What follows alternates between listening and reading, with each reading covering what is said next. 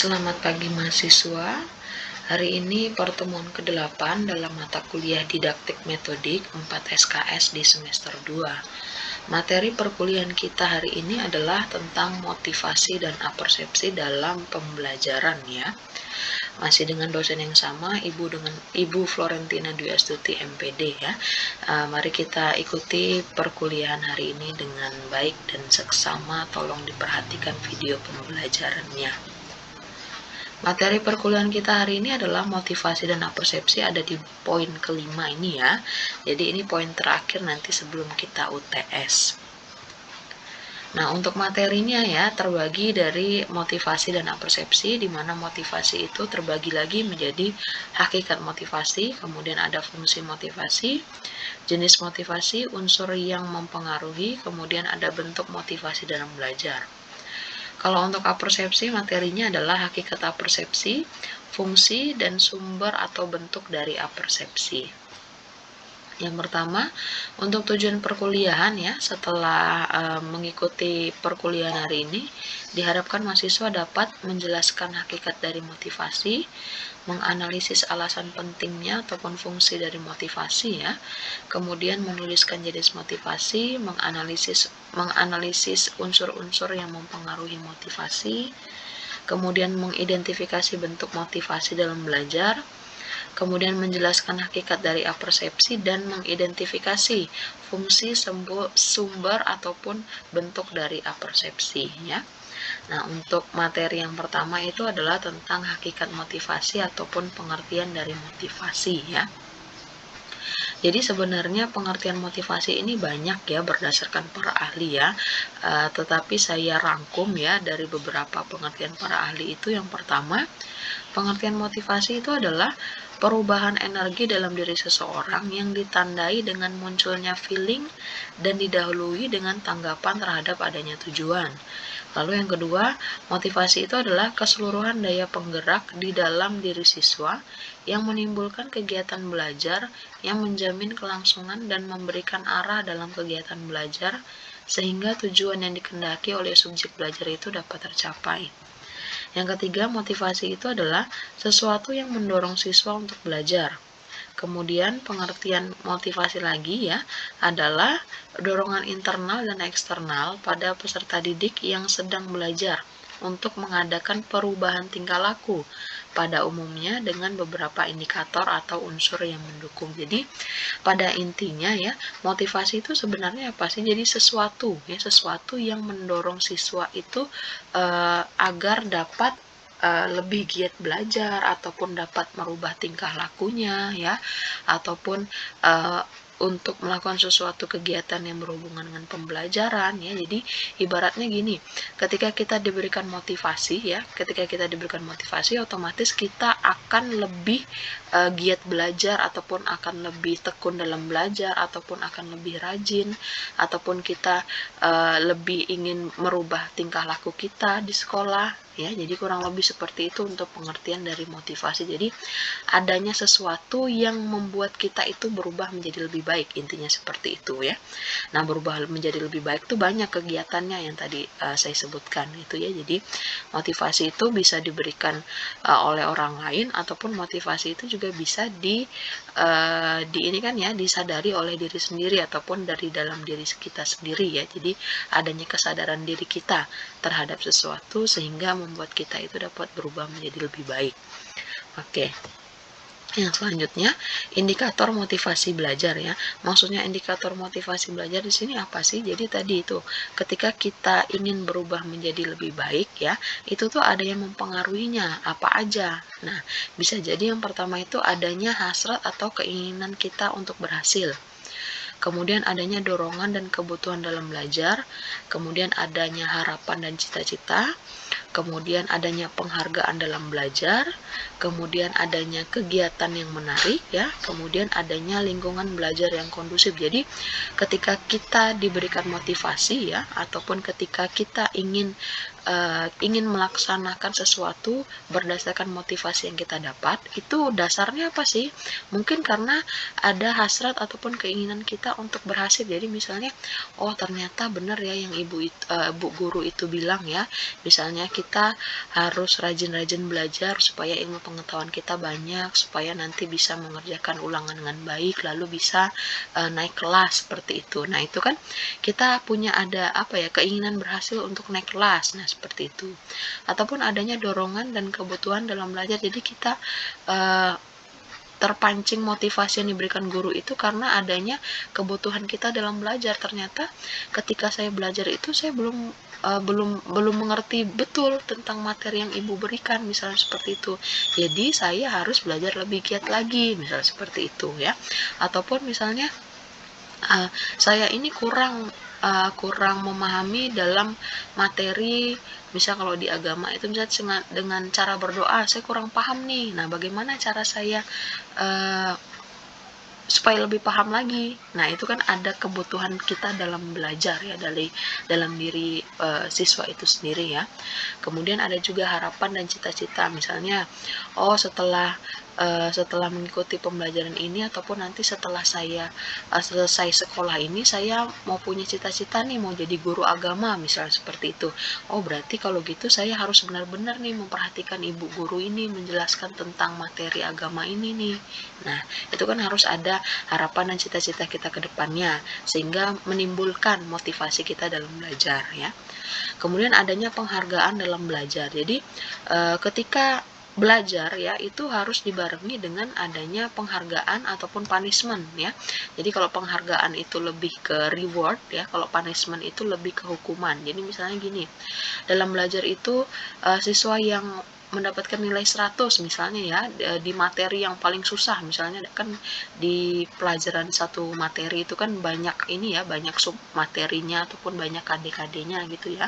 Jadi misalnya ada materi yang benar-benar susah ya ataupun materi yang sulit gitu ya, tapi siswa itu bisa mendapatkan nilai 100 dengan nilai yang sempurna. Nah, mungkin bisa diberikan penghargaan dengan memberikan buku ya, buku bacaan yang berkaitan dengan pembelajaran boleh, ataupun misalnya memberikan poin nilai tambahan ataupun memberikan pujian dan lain sebagainya. Jadi adanya penghargaan dalam belajar itu yang dapat memotivasi siswa untuk lebih giat belajar lagi ya. Kemudian ada kegiatan yang menarik. Nah, kegiatan yang menarik itu maksudnya apa? Jadi gini, misalnya dalam kelas itu tidak hanya guru yang menjelaskan, mungkin ada yang namanya game, atau mungkin ada yang namanya diskusi, ataupun nanti ada yang berdebat. Maksudnya berdebat di sini adalah menyampaikan pendapat gitu ya. Nah, kemudian ada misalnya ada studi tour dan lain sebagainya. Itu yang bisa membuat motivasi belajar itu meningkat ya. Kemudian adanya lingkungan belajar yang kondusif. Yang kondusifnya apa? Misalnya tidak ribut, ataupun lingkungannya tuh yang aman, tentram ya, ataupun nyaman, ataupun tidak berisik ya, ataupun lingkungan belajar yang rileks ya. Nah, itu juga bisa membuat motivasi belajar itu semakin tinggi, ataupun dari keseluruhan ini termasuk ke dalam indikator dari motivasi belajar ya. Selanjutnya, motivasi itu sangat penting, baik bagi guru ataupun bagi siswa ya. Yang pertama kita lihat, motivasi itu penting bagi siswa. Kenapa? Karena yang pertama itu dapat menyadarkan diri dalam kedudukan pada awal belajar, proses, dan akhir. Kemudian ada menginformasikan tentang kekuatan usaha belajar. Kemudian ada juga pentingnya itu membesarkan semangat belajar dan menyadarkan tentang adanya perjalanan belajar, kemudian bekerja. Kemudian ada juga mengarahkan kegiatan belajar. Jadi motivasi itu sangat penting. Kenapa? Karena tadi yang pertama ya, saya ambil contoh keseluruhan ya. Misalnya menyadarkan diri dalam kedudukan pada awal belajar, proses, dan akhir. Jadi motivasi itu sangat penting. Misalnya nih, ketika saya tidak paham dengan materi yang guru berikan ya, saya sadar, oh ternyata saya belum paham materi ini, otomatis saya harus giat belajar. Nah, itu adanya kesadaran diri kita terhadap kemampuan yang kita miliki, sehingga kita termotivasi untuk belajar kembali ya. Jadi adanya kesadaran dalam diri kita sendiri. Kemudian misalnya lagi dapat membangunkan atau dapat membesarkan atau dapat menyadarkan kita ya terkait dengan fungsi belajar itu sebenarnya apa sih? Fungsi belajar itu adalah mendapatkan ilmu, kemudian kita bisa lulus sekolah ya. Kemudian ilmu tersebut dapat kita gunakan ataupun kita pakai di pekerjaan kita nantinya, ataupun setelah sekolah saya tuh harus bekerja untuk masa depan saya, sehingga saya tuh butuh apa ya? Butuh belajar yang rajin. Nah, dari hal itu sangat penting yang namanya motivasi ya, sehingga dapat membangunkan kesadaran siswa dalam belajar ya. Nah, itu pentingnya motivasi bagi siswa. Ada juga motivasi itu penting juga bagi seorang guru. Apa saja kepentingannya ataupun apa saja pentingnya motivasi bagi guru? Yang pertama itu adalah membangkitkan, meningkatkan, dan memelihara semangat siswa. Kemudian ada juga mengetahui dan memahami motivasi belajar siswa yang beraneka ragam. Yang ketiga, memberi peluang guru untuk mengubah cara belajar siswa. Dan yang keempat adalah meningkatkan dan menyadarkan akan berbagai jenis peran guru. Jadi, motivasi itu penting bagi guru. Kenapa? Karena dapat membangkitkan dan memelihara serta menjaga semangat siswa. Jadi dari motivasi yang kita berikan ya, itu dapat membuat siswa itu lebih lebih semangat dalam belajar. Kemudian kita juga sebagai guru itu paham tentang motivasi belajar yang seperti apa sih yang ingin dimiliki oleh siswa itu sendiri ya. Misalnya si A ini motivasi belajarnya misalnya harus dipuji, baru dia bisa semangat dalam belajar. Atau si B ini harus diberikan hadiah misalnya, ataupun si C ini harus dengan cara kita memberikan games dulu sehingga siswa tersebut baru semangat dalam belajar ya. Ataupun si D ini harus diberikan nilai misalnya ulangan, kemudian kita kasih nilai, kemudian kita beri saran di situ ya. Nah, itu yang membangkitkan motivasi belajar. Jadi setiap siswa itu kadang motivasi belajarnya itu tidak sama ya. Ada yang hanya diberitahu saja ataupun diberikan tentang perumpamaan gitu sudah paham ya, ataupun sudah sudah tertarik dalam proses belajar. Tapi ada juga yang harus harus didekati, harus ada pendekatan baru dia termotivasi dalam belajar ya. Nah, fungsi motivasi juga atau pentingnya motivasi bagi guru adalah memberikan peluang guru untuk mengubah cara belajar siswa, karena seorang guru ini kan ketika dalam proses pembelajaran itu tidak hanya memberikan materi ya, tetapi juga mendukung ataupun memberikan motivasi agar siswa itu dapat mengubah cara belajarnya ataupun dapat membuat siswa itu lebih rajin lagi dalam proses pembelajaran gitu ya. Kemudian yang terakhir itu adalah meningkatkan dan menyadarkan akan berbagai jenis peran guru ya. Maksudnya apa di sini? Jadi ketika kita memberikan motivasi kepada siswa, kita paham tentang kita ini guru ini fungsinya apa sih? Peran guru itu apa sih? Kan ada sebagai fasilitator, ada sebagai motivator ya, kemudian ada sebagai pembimbing atau misalnya sebagai pendidik ya, ataupun sebagai pengajar ya, dan lain sebagainya. Jadi dapat menyadarkan akan berbagai jenis peran kita sebagai seorang guru itu apa-apa saja ya. Selanjutnya fungsi motivasi. Nah, fungsi motivasi ini yang pertama untuk mendorong mahasiswa ya supaya dapat melakukan suatu kegiatan. Kemudian yang kedua menentukan arah kegiatan. Yang ketiga itu adalah menyeleksi perbuatan ataupun kegiatan yang dilakukan oleh siswa itu sendiri ya.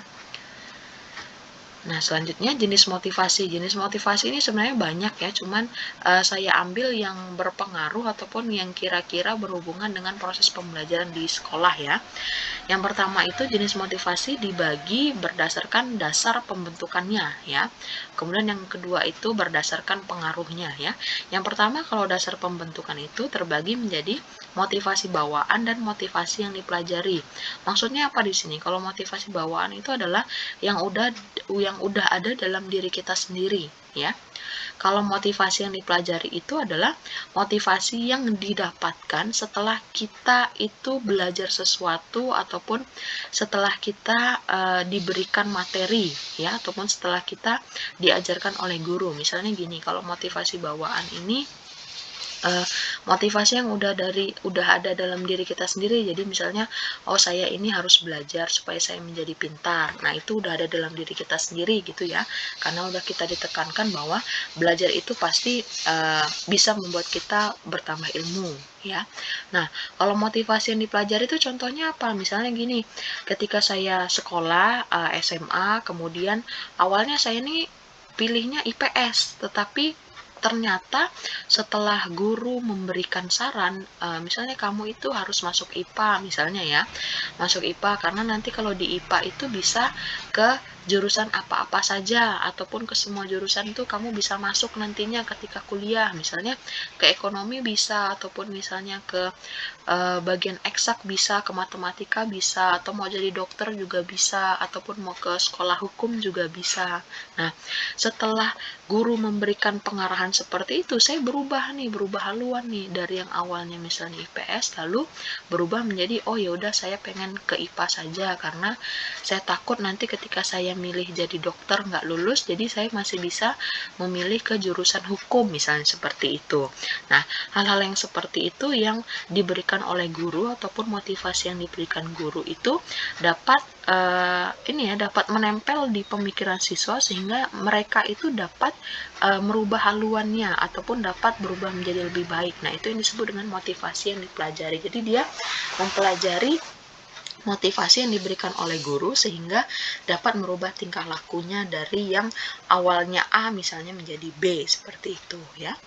Kemudian yang kedua, jenis motivasi itu adalah pengaruh ya, berdasarkan pengaruhnya. Pengaruhnya itu berdasarkan intrinsik ataupun ekstrinsik ataupun dari dalam dan dari luar ya.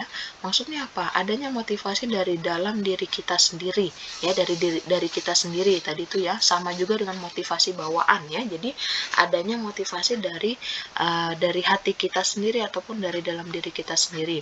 Kalau yang dari ekstrinsik itu berarti dari luar, berarti adanya pengaruh dari misalnya guru yang memberikan motivasi kah, atau orang tua kah, atau misalnya teman kah. Nah, itu yang disebut dengan intrinsik dan ekstrinsik. Jadi ada yang motivasi dari dalam dan motivasi dari luar, seperti itu.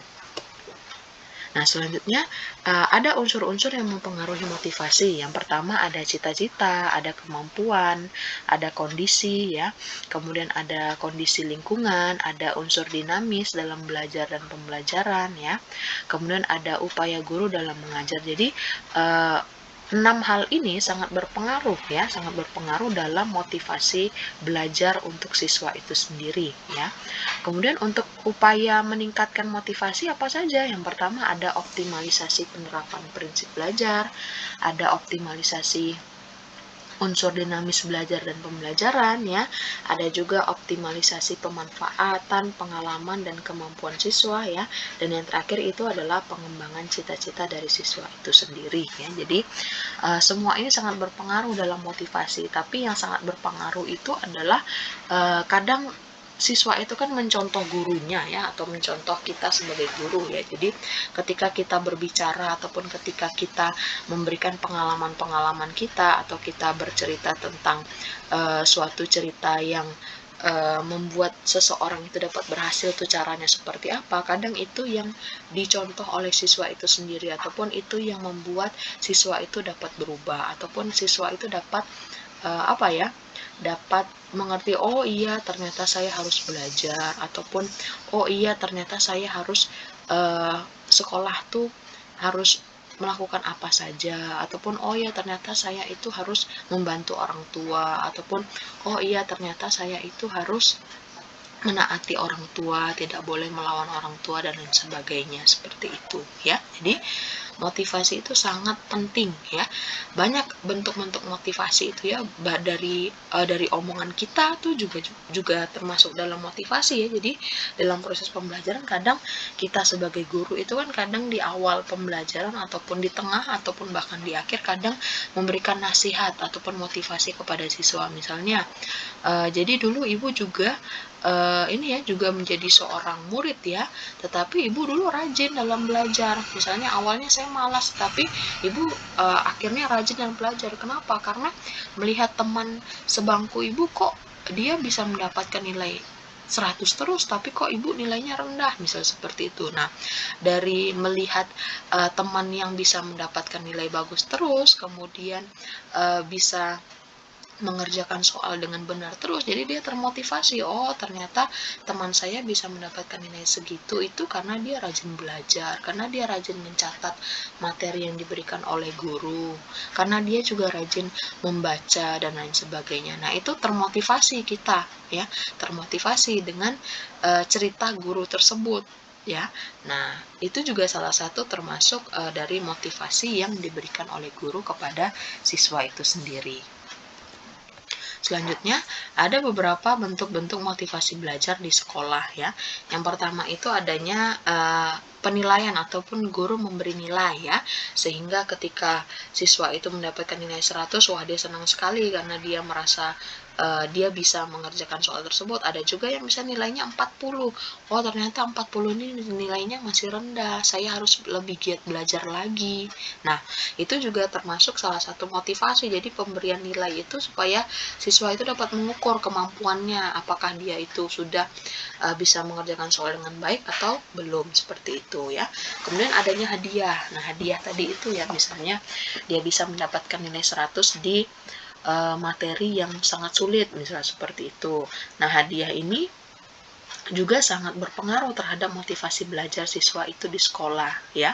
Kemudian ada juga persaingan ataupun kompetisi ya. Jadi di sekolah itu ataupun di kelas ya, itu pasti ada yang namanya saingan ataupun kompetisi ya antar satu siswa dengan siswa lainnya. Tapi kompetisi di sini lebih ke kompetisi sehat ya. Misalnya dalam ulangan siapa yang nilainya paling tinggi atau tinggi-tinggian nilai, seperti itu. Itu juga termasuk salah satu kompetisi yang sehat ya. Jadi kita harus lebih giat belajar supaya mendapatkan nilai yang tinggi, tapi bukan dengan cara misalnya apapun cara ditempuh biar nilainya tinggi. Nah, cara yang ditempuh itu misalnya ada mencontek ataupun membuka buku saat ulangan dan lain sebagainya, itu yang tidak diperbolehkan ya. Tapi saingan ataupun kompetisi yang diharapkan adalah kompetisi yang sehat. Jadi siapa yang paling rajin belajar itu yang akan mendapatkan nilai yang tinggi, kurang lebih seperti itu ya. Kemudian ada ego involvement. Nah, ego involvement ini lebih ke adanya kesadaran diri dalam siswa itu ya, ataupun adanya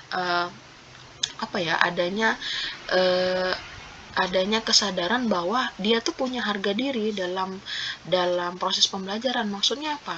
Ketika dia mendapatkan nilai yang rendah ya, ketika dia mendapatkan nilai yang rendah, dia tuh malu. Nah, dia akan mempunyai harga diri yang, waduh saya nih kalau nilai saya rendah nih saya malu nih. Gimana supaya saya tidak malu lagi? Saya harus mendapatkan nilai yang tinggi. Nah, caranya gimana? Ya harus belajar seperti itu.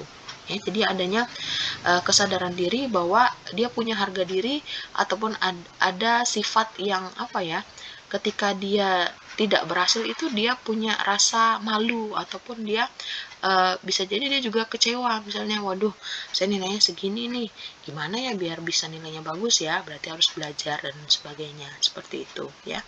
Kemudian bentuk motivasinya itu ada memberi ulangan. Nah, sama juga memberi ulangan ini kan berarti mengetes ataupun memberikan evaluasi terhadap apa yang dipelajari oleh siswa ya. Kemudian adanya pujian ataupun adanya reward ya. Adanya pujian ataupun reward itu untuk siswa yang mungkin mendapatkan nilai yang bagus ataupun dapat menjawab pertanyaan ya, ataupun dapat mengerjakan tugas dengan baik ya. Kalau hukuman ini lebih ke punishment ataupun sesuatu yang harus mereka terima ketika mereka melakukan kesalahan ataupun melanggar sesuatu ya. Kemudian ini saya ulangin lagi tuh ya, memberi ulangan nih ya. Jadi ada beberapa bentuk motivasi belajar di sekolah yang dapat nanti kalian terapkan ketika kalian itu menjadi seorang guru ya. Selanjutnya apersepsi. Nah, apersepsi ini apa sih? Nah, apersepsi itu sama ya, ada beberapa pengertian apersepsi menurut beberapa para ahli. Nanti saya bacakan dulu, kemudian nanti kita simpulkan sebenarnya apersepsi itu apa ya. Jadi apersepsi itu adalah berasal dari kata apperception ya, yang berarti menafsirkan buah pikiran, jadi menyatukan dan mengasimilasi suatu pengamatan berdasarkan pengalaman yang telah dimiliki dan dengan demikian memahami dan dapat menafsirkannya. Kemudian apersepsi itu adalah getaran-getaran tanda yang diterima oleh seorang individu atas suatu objek tertentu, ya. Objek tersebut bisa berupa suatu benda, gejala alam atau sosial, dan tindakan-tindakan yang dilakukan oleh seseorang, ya. Kemudian apersepsi itu juga bisa berarti penghayatan tentang segala sesuatu yang menjadi dasar untuk menerima ide-ide baru. Kemudian kegiatan apersepsi itu juga merupakan kekuatan guru untuk menyajikan presentasi apa yang menarik, ya, dan bermakna, karena siswa cenderung lebih mengingat apa-apa yang paling awal mereka lihat dan dengarkan, ya. Nah, sebelum kita masuk ke fungsi apersepsi, saya simpulkan dulu nih, sebenarnya apersepsi itu apa sih? Jadi apersepsi itu lebih ke ini ya, lebih ke membangun pengetahuan awal, ya, ataupun mengembalikan ingatan tentang informasi yang ada di pertemuan sebelumnya, ya, ataupun membangun ide-ide baru, ataupun menyamakan suatu pengertian ataupun menyamakan suatu persepsi, ya, persepsi yang dimiliki oleh guru ataupun yang dimiliki oleh siswa itu sendiri. Jadi contohnya gini, misalnya contoh persepsi ini, ya. Ketika kalian dalam proses pembelajaran di awal, ya, persepsi ini lebih di awal ditekankan, ya, di awal, karena lebih membangun pengetahuan awal di awal, ya. Jadi sebelum masuk ke materi itu kita biasanya gini, misalnya membahas materi sebelumnya. Oke anak-anak, sebelum kita masuk ke materi hari ini, ada yang masih ingat materi minggu lalu apa? Nah, misalnya materi minggu lalu itu tentang cinta kasih. Nah, hari ini kita akan mempelajari tentang bagaimana cara mengasihi sesama, ataupun hari ini kita akan mempelajari contoh-contoh perbuatan mengasihi ataupun perilaku mengasihi di sekolah ataupun di rumah. Nah, ataupun misalnya hari ini kita akan mempelajari tentang materi cinta kasih itu, misalnya membuat puisi tentang cinta kasih ataupun membuat suatu karya yang berkaitan dengan cinta kasih. Jadi kita di awal itu sudah bertanya kepada siswa, ya, bertanya kepada siswa materi sebelumnya tuh apa. Nah, ketika siswa itu menjawab materi sebelumnya itu apa, kemudian kita kaitkan dengan materi yang hari ini akan kita bahas. Nah, itu juga termasuk salah satu apersepsi. Nah, bisa juga misalnya apersepsinya adalah Oke, untuk mengingat pembelajaran kita minggu lalu, kita adakan games. Kita adakan game singkat di sini, ya. Jadi game singkat tersebut berisi tentang misalnya siapa yang bisa menyebutkan materi pokok ataupun ringkasan dari materi sebelumnya ataupun materi-materi yang udah kita pelajari di minggu lalu. Nah, kita kasih game seperti itu, bisa juga. Ataupun kasih brainstorming ataupun dikasih pemanasan, ya. Nah, itu juga bisa, ya. Ataupun kita berikan video pembelajaran di depan ataupun kita kasih stimulus, ya. Misalnya kita kasih sebuah video tentang motivasi ataupun sebuah video yang berkaitan dengan materi hari ini, ya, supaya nanti siswa dapat mengerti, oh ternyata hari ini tuh mau belajar ini, oh ternyata materi minggu lalu tuh ada kaitannya dengan yang hari ini. Nah, seperti itu, ya. Nah, itu contoh-contoh dasar, ya, dari apersepsi itu sendiri. Jadi sebenarnya apersepsi itu apa sih? Apersepsi itu lebih ke menyamakan persepsi atau menyamakan pengertian atau menyamakan ilmu, ya, yang udah dipelajari sebelumnya dengan hari ini, yaitu antara guru dan siswa, ya. Kemudian apersepsi itu juga membangun pengetahuan berdasarkan materi yang sudah dipelajari sebelumnya, ya. Nah, itu pengertian singkat dari apersepsi itu sendiri, ya. Nah, fungsi apersepsi itu apa sih? Fungsi apersepsi itu adalah secara umum, fungsi apersepsi itu dalam kegiatan pembelajaran adalah untuk membawa dunia mereka ke dunia kita. Nah, yang tadi saya bilang tuh, menyamakan persepsi atau menyamakan pendapat antara siswa dengan guru. Jadi kita sama-sama nih, misalnya nih, mau mempelajari tentang cara berdoa. Nah, cara berdoa. Kita harus samakan persepsi dulu nih, berdoa tuh apa sih sebenarnya? Nah, ataupun berdoa tuh harus dilakukan di mana sih? Ataupun berdoa dalam orang beriman tuh caranya kayak gimana sih? Jadi harus diinikan dulu, disamakan dulu persepsinya antara guru dengan siswa seperti itu. Ya, jadi jangan sampai nanti adanya miskonsepsi ya ataupun miskomunikasi antara guru dan siswa. Apa yang diajarkan guru itu salah tangkap oleh siswa itu sendiri. Ya, nah jadi artinya fungsi apersepsi itu adalah mengaitkan apa yang telah diketahui atau yang dialami dengan apa yang akan dipelajari, ya. Dapat pula dikatakan bahwa menghubungkan pelajaran lama dengan pelajaran baru, ya, sebagai batu loncatan sejauh mana peserta didik itu menguasai pembelajaran lama sehingga dengan mudah dapat menyerap pembelajaran ataupun pelajaran yang baru. Ya, makanya yang namanya persepsi itu adanya di awal pembelajaran. Jadi membangun pengetahuan awal, kemudian menyamakan pendapat antara guru dan siswa, ya, kemudian memberikan pemahaman dan keterkaitan antara materi yang lama dengan materi yang akan dipelajari sekarang, seperti itu. Itu yang disebut dengan apersepsi, ya. Kemudian untuk memudahkan dalam pelaksanaan apersepsi, setiap guru ataupun pengajar itu dapat membuat pedoman sebagai bahan apersepsi. Yang pertama adanya deskripsi singkat, ya. Kemudian adanya eksplorasi, kemudian adanya relevansi, ya. Kemudian adanya asosiasi, ya. Jadi kalau deskripsi singkat ini lebih ke memberikan informasi singkat tentang isi pembelajaran yang akan diajarkan. Kemudian adanya eksplorasi, di sini lebih ke mengungkap kembali materi yang udah diajarkan ataupun bertanya, ya, materi yang sebelumnya tuh apa sih. Nah, kemudian relevansi itu kan berarti kan keterkaitan antara materi sebelumnya dengan materi hari ini ataupun materi yang ditanyakan dengan materi yang akan diajarkan, ya.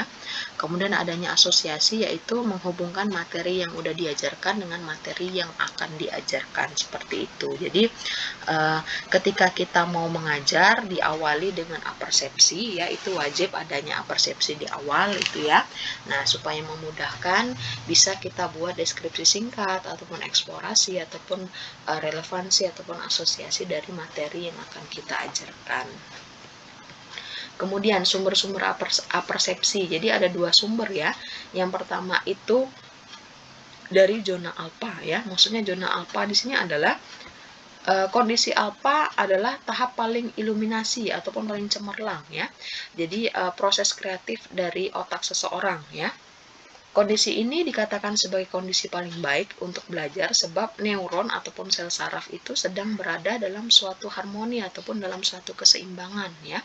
Jadi seseorang akan masuk ke dalam kondisi alfa, ya, kemudian akan mengalami kondisi yang rileks tetapi waspada, kemudian seperti sedang melamun tetapi sebenarnya sedang berpikir. Jadi gini, zona alfa ini sebenarnya zona yang membuat siswa itu dalam suatu titik dapat masuk langsung ke materi ataupun dalam memahami materi, ya. Jadi kalau di sini mungkin kalimatnya agak sudah dipahami gitu, ya. Tetapi intinya atau poinnya adalah zona alfa ini adalah keadaan di mana siswa itu dapat menangkap materi dengan mudah, ya. Jadi kondisi di mana siswa itu dapat menangkap materi dengan mudah. Ketika apa? Nah, misalnya nih, ketika mendengarkan pembelajaran dari guru, ataupun ketika membaca, menulis, ataupun melihat, ataupun memikirkan jalan keluar dari suatu masalah. Nah, contohnya apa? Nah, misalnya gini, ketika kita di awal tadi tuh, ya, mengkaitkan materi yang sebelumnya dengan materi hari ini, ataupun misalnya dengan menyanyi ataupun adanya musik ataupun lagu, ya. Jadi kadang ketika kita belajar itu butuh suasana yang rileks, mungkin bisa diputarkan lagu, ya.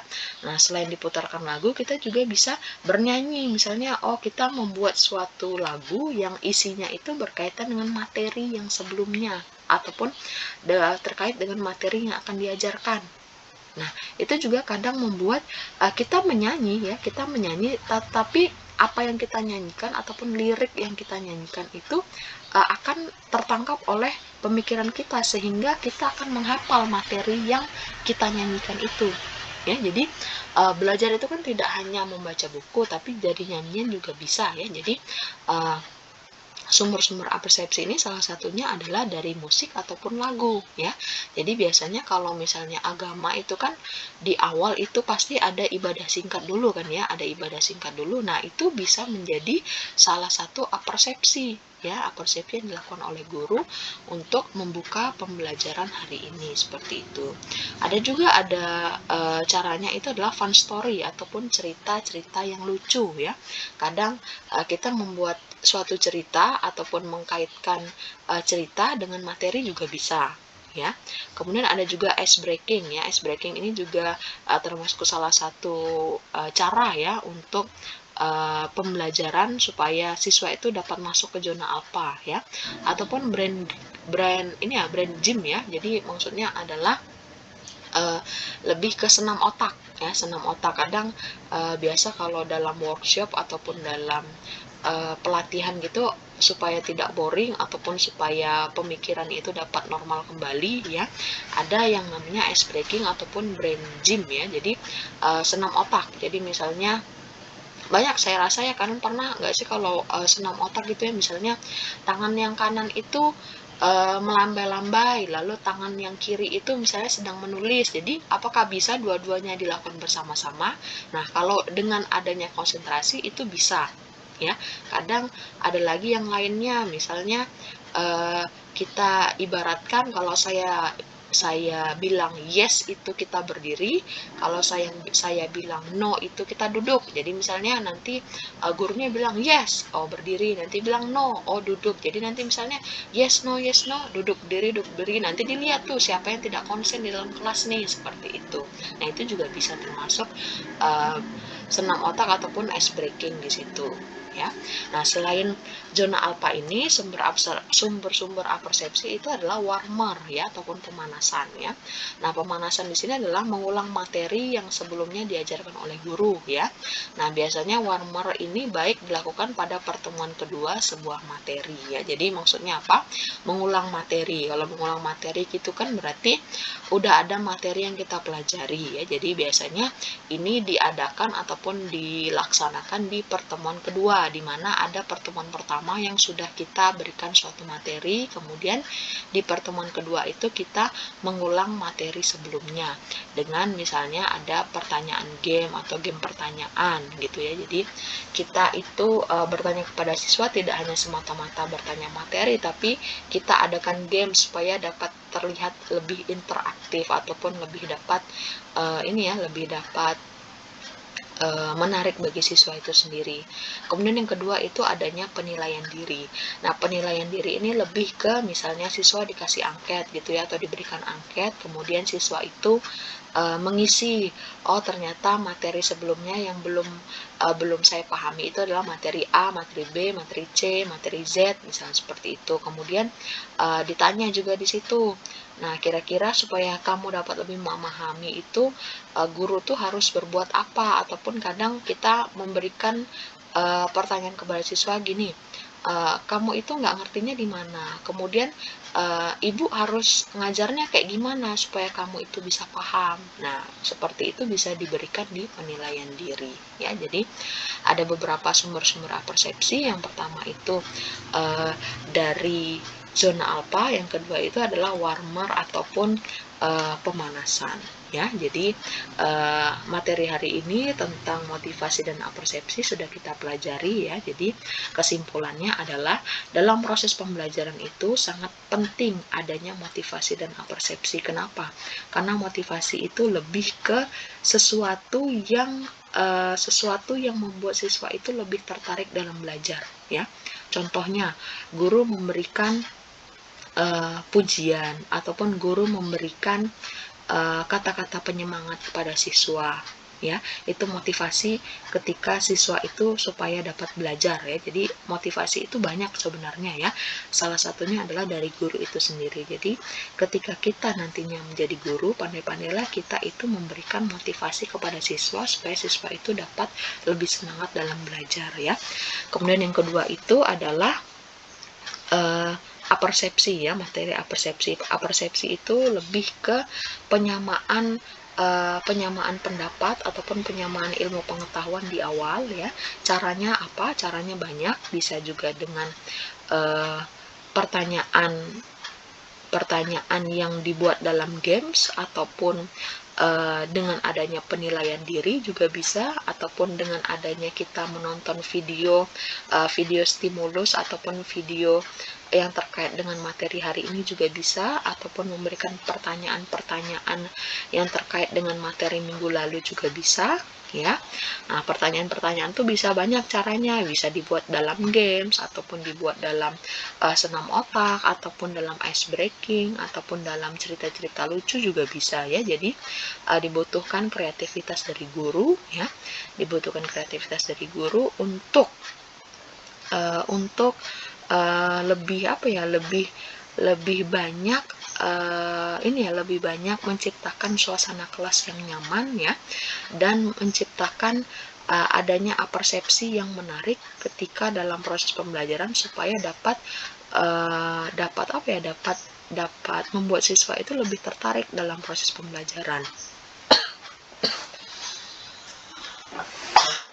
Jadi siswa itu lebih tertarik dalam proses pembelajaran, sehingga apa yang mereka pelajari itu dapat segera tertangkap oleh pemikiran mereka dan dapat menyelesaikan pembelajaran dan mencapai tujuan pembelajaran dengan baik ya. Jadi sekian materi hari ini tentang apersepsi dan motivasi ya. Terima kasih atas perhatiannya. Kiranya kita selalu diberikan kesehatan dan selalu diberkati oleh Tuhan. Terima kasih semuanya, selamat pagi.